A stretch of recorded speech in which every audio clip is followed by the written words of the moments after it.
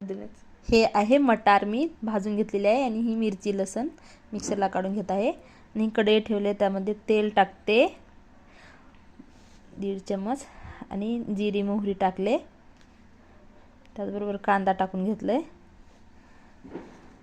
आणि ह्याला व्यवस्थित भाजून घ्यायचं जरा। मग त्याच्यामध्ये टोमॅटो टाकले, त्याला जरा परतून घ्यायचं। मग त्याच्यामध्ये ते हिरवी मिरची आणि लसणाचे चटणी टाकलेली आहे, त्याला मिक्स करून थोडंसं भाजून घेते। त्याच्यानंतर हळद धनिया पावडर, त्याला आपण थोडंसं पाणी टाकते आणि त्याला थोडंसं छान शिजवून घेते। शिजवून घेतलं त्यांचं बघा,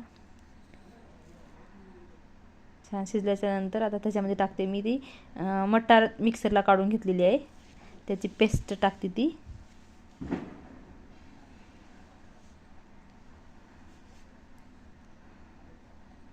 हा बघा, फिरवून घेते त्याला। आता ह्याच्यामध्ये नाही का, आता गरम पाणी ठेवलेलं आहे मी, गरम पाणी, हा त्याच्यामध्ये थोडंसं मटार अख्खं ठेवलं होतं ते पण टाकले आणि त्याच्यामध्ये गरम पाणी टाकलं होतं, इकडं ठेवलं होतं मी, त्यात टाकते गरम पाणी, चवीला टेस्ट होते जरा भाजी गरम पाणी टाकल्याच्या नंतर।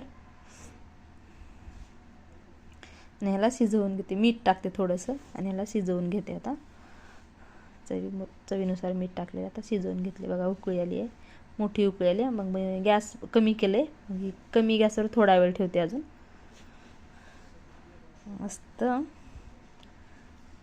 मस्त झालेली आता बघून घ्या।